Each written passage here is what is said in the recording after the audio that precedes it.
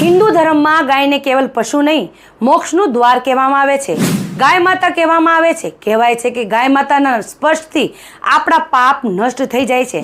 શાસ્ત્રો મુજબ 33 કરોડ દેવી દેવતાઓ વાસ કરે છે ગાયમાં, અને ગાય માતાજીનું સ્પર્શથી એમના દિવ્ય આશીર્વાદ આપણને મળે છે.